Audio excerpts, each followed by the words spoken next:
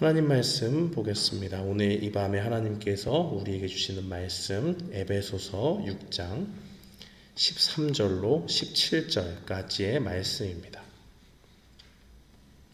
신약성경 에베소서 6장 13절로 17절 말씀, 우리 다 찾으신 줄 알고 에베소서 6장 13절로 17절 말씀 함께 봉독합니다. 그러므로 하나님의 전신갑주를 취하라. 이는 악한 날에 너희가 능히 대적하고 모든 일을 행한 후에 서기 위함이라. 그런즉 서서 진리로 너희 허리띠를 띠고 의의 호심경을 붙이고 평안의 복음이 준비한 것으로 신을 신고 모든 것 위에 믿음의 방패를 가지고 이로써 능히 악한 자의 모든 불화살을 소멸하고 구원의 투구와 성령의 검 곧 하나님의 말씀을 가지라. 아멘. 저는 본문 말씀 에베소서 6장 13절로 17절 말씀을 통해서 하나님의 전신갑주라는 제목으로 주의 말씀을 선포하겠습니다. 오늘은 우리가 특별히 13절과 15절 13절, 14절, 15절 세 절의 말씀을 먼저 살펴보고 우리가 다음 주에 이어서 하나님의 전신갑주에 대해서 계속적으로 이야기하도록 하겠습니다. 사도 바울은 이 땅을 살아가는 성도들에게 마지막으로 꼭 기억해야 될 말씀을 전하고 있습니다. 많은 좋은 권면들과 교훈들이 있었지만 성도들이 이 땅을 살아가면서 궁극적으로 놓치지 말아야 될 가장 중요한 것은 우리를 공격하는 적이 실제한다는 것, 그리고 이 적과 싸우기 위해서는 하나님께로부터 힘을 공급받아야 한다는 것입니다. 사도 바울은 이 싸움에 참전한 믿음의 용사들에게 먼저 우리의 적이 누구인지를 밝히 말했습니다. 사람들이 우리의 상대가 아니오. 우리는 보이지 않지만 공중의 권세 잡은 자, 이 사탄이 우리를 위협하는 적이라고 말했습니다. 사탄은 쉬지 않고 우는 사자와 같이 넘어뜨릴 타겟을 찾기 위해서 두루 다니면서 매일매일 사냥감과 공격할 대상을 찾고 있습니다. 이렇게 사나운 맹수와 같은 적을 이기려면 13절 말씀처럼 하나님의 전신갑주를 입어야 합니다. 우리는 스스로의 힘으로만 싸우면 이 영적인 전쟁에서 패할 수밖에 없습니다. 그러나 우리가 하나님의 전신갑주를 입는다면 사탄과의 싸움에서 승리할 수 있다고 사도 바울은 증거합니다. 오늘 우리가 이 말씀을 잘 듣고 매일매일 우리를 공격하는 이 사탄의 공격을 능히 이겨내는 성도님들이 되시기를 주님의 이름으로 축원합니다.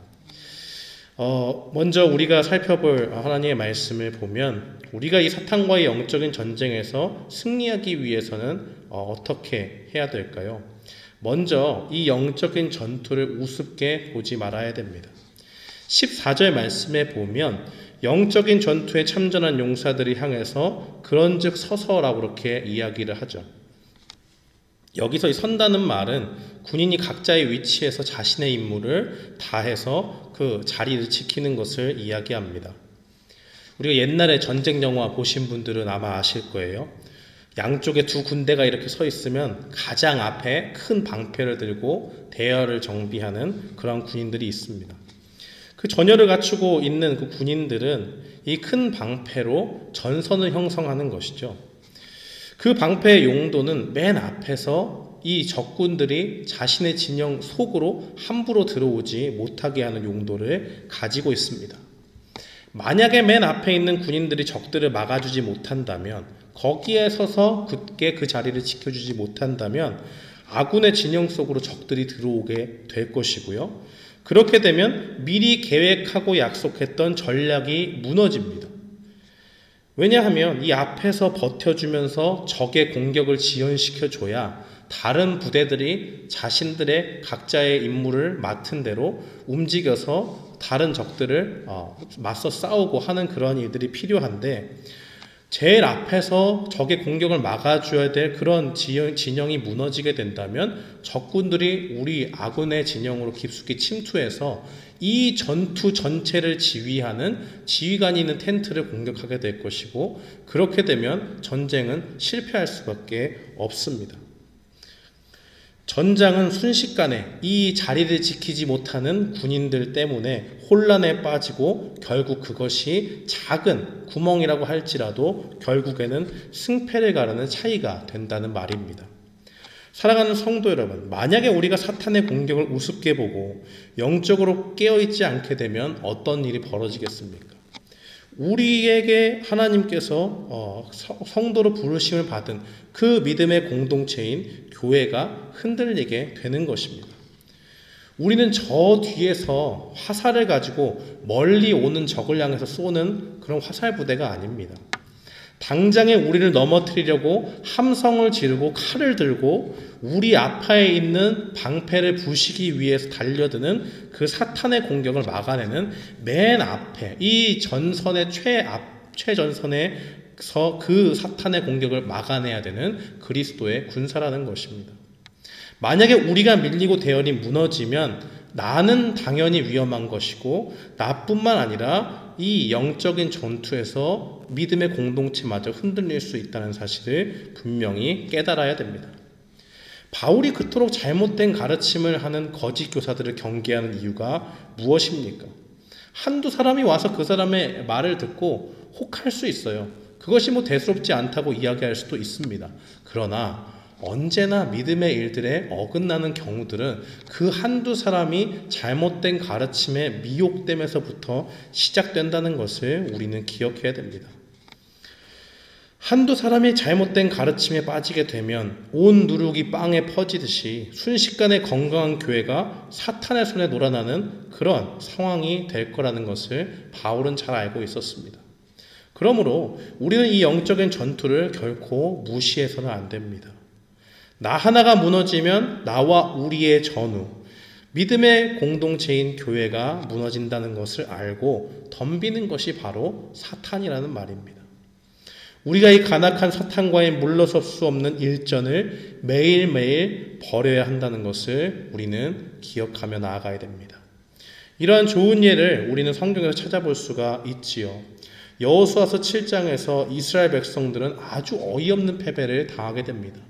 그 앞서서 난공불락이라고 여겨지던 여리고성이 하나님의 은혜 가운데 무너지게 되었습니다. 그리고 나서 이 여리고성과는 비교도 할 수 없는 조그만 성 아이성이 그들 앞에 놓여져 있지요. 그 가운데 아이성과 전투를 우습게 봤지만 결국 그 가운데서 패배하고 맙니다. 사람들이 모두 패닉에 빠졌어요.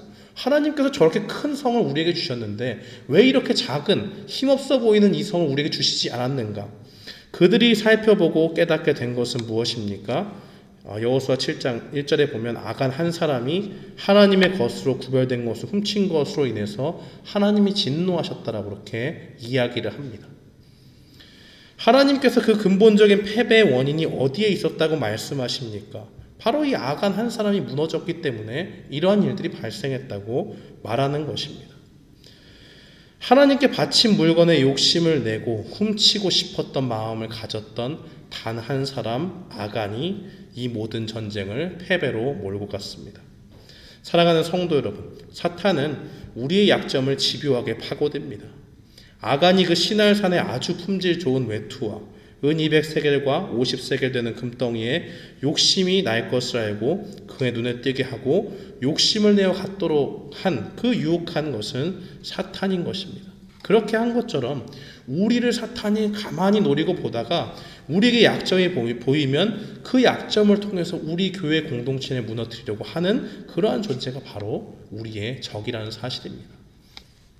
그러므로 오늘 우리는 이 순간에도 우리가 이 영적인 싸움을 우습게 보지 않고 매일매일 전투에 임하는 군인과 같은 자세로 사탄과의 영적인 전투에서 승리하고자 나아가는 믿음의 사람들이 되어야 될 줄 믿습니다. 이러한 경각심을 가지고 우리는 이제 사도 바울의 말씀에 본격적으로 귀를 기울여야 됩니다. 사도 바울은 하나님의 전신갑주에 대해서 이야기를 합니다.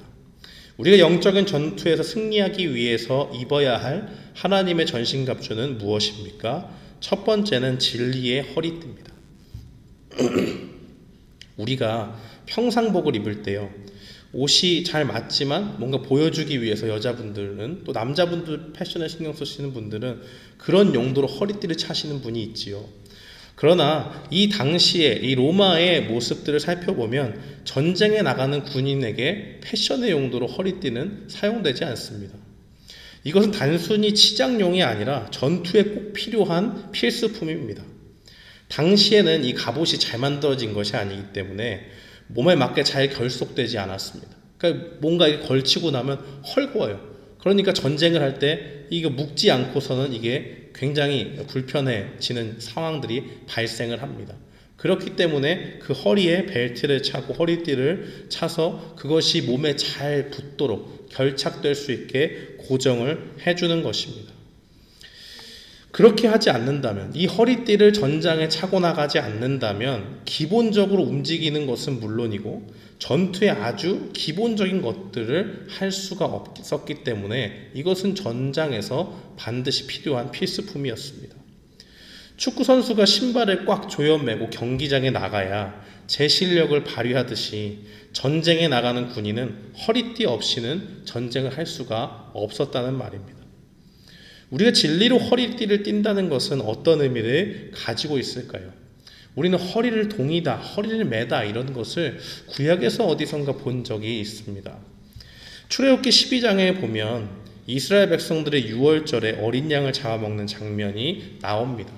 그때 음식을 어떻게 먹습니까? 허리에 띠를 매고, 그러니까 허리를 동이고요. 신발을 신고 지팡이를 잡고 급히 먹습니다.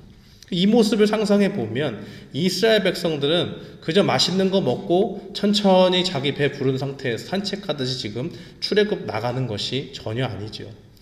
정처 없이 떠돌기 위해서 단순히 애굽이란 땅을 벗어나는 것이 아니라 그들은 하나님이 약속하신 땅을 바라보며 나아가야 됐습니다. 근데 그 나아갈 때 그들에게 주어지는 것, 뭐 이것저것 다 챙기는 게 아니에요. 최소한의 것만을 챙겨서 약속의 땅으로 급히 나아가야 한다는 것을 보여주고 있습니다. 이것을 오늘 말씀에 적용해 보면 성도들이 이 땅에서 영적인 전투에 승리하기 위해서 무엇을 해야 되는지를 우리가 알 수 있습니다. 이 땅에서 불필요한 모든 것에 집착하는 것을 다 내려놓고 그러한 욕심이 생긴다면 절제하고 다시 오실 주님을 기대하며 사는 삶에 집중해야 한다는 것을 우리에게 말하는 것입니다. 베드로전서 1장 13절은 이렇게 증거합니다. 그러므로 너희 마음에 허리를 동이고 근신하여 예수 그리스도께서 나타나실 때에 너희에게 가져다 주실 은혜를 온전히 바랄지어다.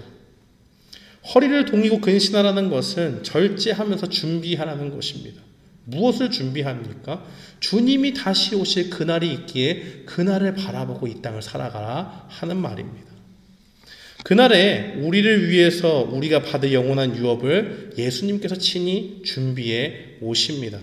우리는 그 예수님을 바라보고 소망하며 이 땅을 사는 것이지요. 이 땅에서 우리의 눈을 현혹하는 것이 얼마나 많이 있습니까? 역사적으로 볼 때 온갖 보기 좋고 휘황찬란한 것들은 다 이방 종교에서 시작이 되었고 하나님을 따르는 그 믿음의 그러한 모습들을 보면 그 문화 가운데서는 휘황찬란한 것이 별로 없습니다. 이 생에서의 모든 자랑과 우리의 눈을 현혹하는 온갖 찬란한 것들은 이 생의 끝남과 동시에 안개처럼 사라지는 무의미한 것들입니다. 그렇기 때문에 우리는 이러한 유혹에 넘어가지 말아야 한다는 겁니다. 우리에게는 세상의 온갖 좋은 것보다 더 좋은 것을 가지고 오시는 주님이 계십니다. 돈으로서 살 수 없고요. 실력으로도 살 수 없는 영원한 그 영생의 약속을 우리에게 주시고 우리를 위해서 처소를 예비하신 주님이 우리를 데리러 오신다는 사실입니다. 우리가 또한 두 번째로 기억해야 될 하나님의 전신갑주는 무엇이 있겠습니까? 바로 14절에 보면 의의 호심경이라고 사도 바울은 증거하고 있습니다. 이것은 가슴을 가리는 보호장비를 이야기하지요. 흉배라고도 이야기합니다. 이것은 우리의 신체의 여러 장기 중에 특별히 가슴에 있는 이 심장을 방어하는 것입니다. 아무리 싸움을 잘하는 장수라고 할지라도 심장을 찔리게 되면 그 숨통이 끊어지는 것은 순식간입니다. 이것을 누구보다 잘 아는 것이 사탄이기 때문에 사탄은 우리의 심장을 노리고 있다는 것입니다. 이 심장이 위치한 가슴을 가리키는 이 호심경은 바울은 다른 것이 아니라 의의 호심경이다라고 이렇게 이야기를 하죠. 여기서 말하는 의는 무엇입니까? 바로 예수 그리스도의 의를 이야기합니다. 우리가 하나님의 자녀가 어떻게 될 수 있었습니까? 우리의 실력으로 땄나요? 뭔가 자격을 증명했습니까? 그런 것이 아니죠. 죽을 수밖에 없는 죄인이었지만 예수 그리스도를 믿는 믿음으로 그 예수 그리스도의 의로우심을 힘입어서 하나님께서 우리를 의롭다 여겨주시는 그 은혜를 우리가 받지 않았습니까? 예수님을 통해서 예수 그리스도로 말미암아 새로운 생명을 우리가 얻게 된 것입니다. 사탄은 우리에게 끊임없이 우리에게 주어진 의로움을 믿지 못하게 방해합니다. 성경에서 사탄을 가리키는 이 마귀라는 말을 사용할 때 사용되는 단어가 있습니다. 디아볼로스라고 하는 말인데요. 이 말의 원래 의미는 이 다른 사람을 모함하거나 비방한다는 뜻을 가지고 있습니다. 즉 하나님께서 우리를 이미 의롭다라고 이렇게 선언하시고 인정해 주셨어요. 여겨주시고 하나님의 자녀로 받아주셨습니다. 그렇게 구원해 주셨음에도 불구하고 사탄은 우리의 연약함을 계속 들춰내서 우리의 마음을 괴롭게 합니다. 우리를 비방합니다. 우리 속의 연약한 모습을 통해서 우리가 넘어지는 그 약점들을 들추고 정죄하죠. 너 의롭지 않아. 네가 어떻게 하나님 앞에 의롭다고 이야기할 수 있냐? 그런 죄악된 일들을 반복하면서 하나님이 의롭다라고 하신다고 네가 그걸 덥석 받는다고? 그건 아니지. 어떻게 네가 그럴 수 있냐? 참 뻔뻔하기도. 그거는 하면 안 되지. 이러한 것들을 우리에게 속삭인다는 것입니다. 우리를 사랑하시는 하나님께서 우리에게 은혜를 베풀어 주셔서 우리는 새 생명을 얻게 되었습니다. 십자가에서 우리의 모든 죄를 짊어지신 예수님을 통해서 우리의 죄가 용서받고 하나님이 더 이상 우리를 정죄하지 않으시죠. 그럼에도 불구하고 사탄은 우리를 의롭다고 여겨주신 그 하나님을 믿지 못하도록 우리의 믿음을 계속 흔들어 놓습니다. 회개하려고 할 때 우리의 죄는 하나님 앞에서 용서받지 못할 것처럼 이야기합니다. 야, 너 염치가 있냐? 한두 번이지 회개하는 것도. 도대체 맨날 이거를 계속 회개하고 너 성도 맞냐? 신자 맞아? 하나님 믿는 거 맞아? 이러한 속삭임을 우리에게 계속 주면서 우리의 믿음을 흔들어 놓는다는 것입니다. 그러나 로마서 8장은 이렇게 증거하죠. 지옥의 권세를 잡은 자가 그리스도 예수 안에 있는 하나님의 사랑에서 우리를 끊을 자가 없다라고 그렇게 이야기합니다. 지옥의 권세 잡은 자가 우리를 하나님의 사랑에서 끊을 수가 없어요. 사탄이 손도 못 대는 관계 가운데 우리가 있다는 겁니다. 하나님이 우리를 의롭다고 선언하셨기 때문에 우리를 정죄할 자가 없습니다. 누가 감히 하나님이 의롭다고 하시는데 그 앞에서 너를 정죄하냐? 너는 하나님의 은혜 가운데 의롭다 칭함을 받았다 라고 그렇게 선언하는 것입니다. 하나님이 의롭다고 여겨주시기 때문에 우리를 고발할 자도 없다고 말합니다. 사랑하는 성도 여러분, 사탄이 우리의 죄를 들춰내고 우리를 깎아내릴 때가 있습니다. 우리 마음속에 와서 우리를 자꾸 비방하고 우리 스스로 하나님이 의롭다 하신 것을 부인하게 만듭니다. 회개하려고 할 때 사탄이 우리 자신을 한없이 초라하고 한심한 사람처럼 깎아내릴 수가 있습니다. 우리가 회개할 자격이 없는 사람처럼 우리를 깎아내리기도 합니다. 그때마다 우리를 의롭게 하신 주님이 계심을 믿으시기 바랍니다. 우리를 의롭다 여겨주신 주님의 은혜에 감사하며 살아가는 우리가 되기를 바랍니다. 우리가 그러할 때에 사탄과의 그 영적인 전쟁에서 믿음을 잃지 않고 주님이 우리를 의롭게 하신 그 의로우심을 붙잡고 주님 앞에 나아갈 수 있는 줄 믿습니다. 우리가 세 번째로 기억해야 될 하나님의 전신갑주는 우리가 신어야 될 신발입니다. 군인에게 있어서 신발은 참 중요합니다. 미국에서 차가 없으면 아무데도 가지 못하고 발이 묶이잖아요. 그런 것처럼 전쟁터에서 이 군인에게 발에 문제가 생긴다라고 하는 것은 굉장히 큰 사건입니다. 군인으로서 제 몫을 감당하지 못할 뿐더러 자기 자신뿐만이 아니고 자기와 함께하는 모든 사람들을 위험에 빠뜨릴 수 있는 것입니다. 실제로 저는 굉장히 추운 곳에서 이렇게 근무를 했는데요. 시카고의 추위가 그렇게 어색하지 않을 정도로 추운 곳에서 지냈는데 그곳에서 있으면서 정말 텐트 속에서 겨울에 밤에 잠을 자게 되면 발이 깨질 것 같아요. 잠잘 때 너무 괴로우니까 발을 정말 잘라내고 싶더라고요. 그 정도로 춥습니다. 그런데 그러한 일들이 빈번하기 때문에 어떻게든 이 병사들이 또 군인들이 힘들지 않도록 이 보급품을 열심히 지급을 해서 발을 최대한 따뜻하게 해주려고 애를 씁니다. 부대에서 하는 일들이 그런 것이에요. 근데 이 추운 겨울에 병사들이 발에 동상이 걸린다, 아니면 신체 일부에 뭔가 문제가 생긴다 하면 지휘관들이 문책을 받습니다.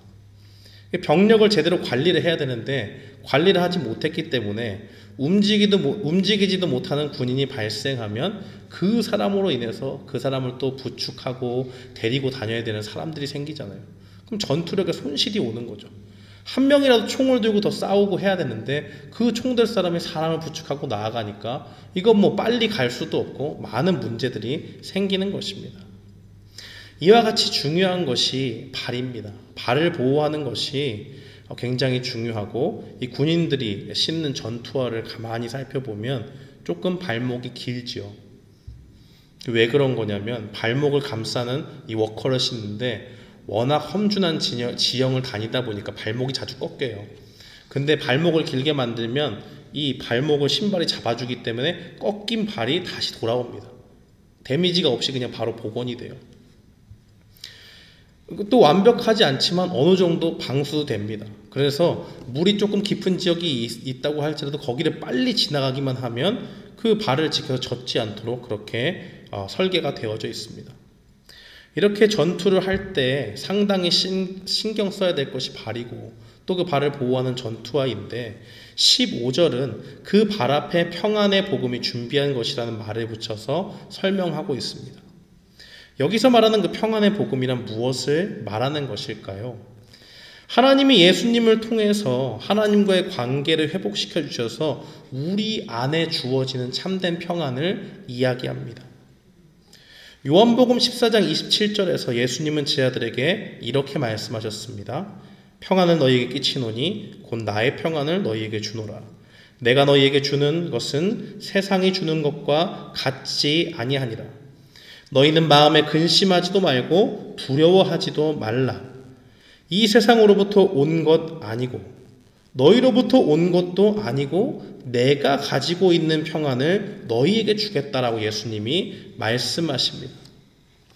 이 예수님이 가지신 평안은 십자가를 통해서 구원의 은혜를 받게 된 성도들에게 주어지는 평안입니다. 바울은 성도들에게 믿음을 지키며 살아가는 것이 영적인 전쟁이라고 이야기합니다. 그리고 성도들을 노리는 적이 사탄이고, 이 강력한 힘과 맹수 같은 은밀함을 가지고 우리에게 다가오는 사탄이 우리를 공격하기 위해 힘쓴다고 말합니다. 그리고 15절에 이 싸움의 승리를 위해서 세상이 주는 평안이 필요 없다라고 그렇게 이야기하는 것입니다. 세상이 주는 평안이 필요한 것이 아니고 하나님이 주시는 그 평안이 필요하다고 증거합니다. 세상 속의 대부분의 사람들은 재물이 자신을 지켜줄 것이라고 착각을 하면서 살아갑니다. 돈이 있으면 무엇을 할 수 있습니까? 안전한 집을 살 수가 있죠. 우리가 타고 다니는 차도 좋은 거 탈 수 있습니다. 아플 때 먹을 약이 없어서 고민할 필요가 없습니다. 근심에 빠질 이유가 없지요. 그러나 안전한 집이 있고 좋은 보험이 우리의 건강에 약간을 도움해 줄 수는 있지만은 궁극적으로 우리의 생명과 구원을 보장해 주지 않습니다. 사탄은 성도들이 이 땅을 살아가는 모든 여정에서 우리의 발 앞에 놓인 장애물들, 엉겅퀴와 가시덤불처럼 장애물을 만들고 그 사이를 걸어가는 우리에게 믿음의 시련을 통해서 이 땅을 믿음 가운데 살지 못하게 만듭니다. 어떻게든 걱정과 염려와 근심에 쌓이도록 우리를 그렇게 몰아간다고 하는 것입니다. 하나님이 우리를 구원하셔서 이제 우리가 우리의 아버지가 되어주셨사오니 이제 이 모든 어려움에서 우리를 건지시는 분은 하나님이시다라는 그 확신을 어떻게든 흔들기 위해서 우리를 흔들어 놓고 시험한다는 말입니다. 오늘을 사는 우리 주변의 많은 사람들이 이 팬데믹의 현상 속에서 이와 같은 영적인 전쟁에 놓여 있다는 것을 우리는 잘 알고 있습니다. 삶은 힘들어지고 사탄은 우리에게 속삭입니다. 이렇게 어려운 시기에 너가 믿는 하나님은 어디에 계시지? 이런 물음 속에서 살아간다면 하나님이 나타나서 뭔가 이 상황들을 해결해 줘야 되는데 너는 지금 고난당하고 있지 않는가 하는 것을 계속적으로 우리에게 물음을 던지고 그 가운데 좌절하게 만드는 것입니다. 우리 안에 주어진 하나님께서 주신 그 평안을 뺏어가려고 발버둥 치는 것이지요. 그러나 이런 상황을 예견하시듯 우리 주님은 말씀하셨습니다. 요한복음 16장 33절은 이렇게 증거합니다. 이것을 너희에게 이르는 것은 너희로 내 안에서 평안을 누리게 하려 함이라. 세상에서는 너희가 환난을 당하나 담대하라. 내가 세상을 이기었노라. 이 땅을 살아가면서 우리가 믿음을 지킨다고 하는 것은 세상이 우리에게 호의적일 수 없다라는 말과 동일한 말입니다. 세상은 우리의 믿음을 부추기고 더욱더 격려하기보다는 하나님께서 주신 그 믿음을 흔들어 놓고 어떻게든 부정적인 상황으로 이끌어 가도록 만듭니다. 공중의 권세 잡은 자가 세상의 많은 악한 영들을 통해서 우리를 흔들고 우리의 믿음을 무너뜨리려고 공격할 것입니다. 그러나 그 가운데서도 우리는 좌절하지 않습니다. 승리는 누구의 손에 달려있다고 말합니까? 담대하라 내가 세상을 이기었노라 선포하신 예수님의 손에 달려있기 때문입니다. 그러므로 우리를 죄에서 건져 하나님과 화목하게 하신 예수님을 바라보시기 바랍니다. 그 예수님을 바라볼 때 우리는 하나님 안에서 회복된 관계 속에 주어진 평안을 우리가 기쁨 가운데 누리며 나아갈 수 있습니다. 세상과 사탄이 우리를 불안하게 만들지라도 세상을 이기시고 죽음의 권세를 이기신 예수님은 여전히 우리와 함께 하십니다. 오늘 우리는 하나님의 전신갑주의 첫 번째 세 가지에 대해서 말씀을 들었습니다. 영적인 전투는 장난이 아닙니다. 사탄은 우리를 넘어뜨리기 위해 공격하고 우리가 믿음으로 굳게 서지 못하면 믿음의 공동체가 흔들리고 말 것입니다. 이러한 경각심을 가지고 오늘 선포한 세 가지 하나님의 전신갑주를 기억하시기 바랍니다. 우리가 영적인 전투에서 승리하기 위해서 입어야 할 하나님의 전신갑주는 무엇입니까? 첫 번째는 진리의 허리띠입니다. 진리의 허리띠를 동여매고 다시 오실 주님을 바라보며 세속적인 욕심을 내어버리는 우리가 되어야 될 줄 믿습니다. 둘째는 의의 호심경입니다. 우리를 의롭다 여겨주시는 하나님의 은혜를 기억하고 우리를 정죄하는 사탄의 공격에 흔들리지 않기를 바랍니다. 셋째는 복음을 통해 주어진 평안의 신발입니다. 하나님과 회복된 관계 속에서 주어진 평안을 누리고 세상을 이기신 주님을 바라보는 우리가 되기를 축원합니다. 오늘 이 말씀을 기억하고 날마다 영적인 전투에서 승리하는 우리 모두가 되기를 주님의 이름으로 축원합니다. 아멘.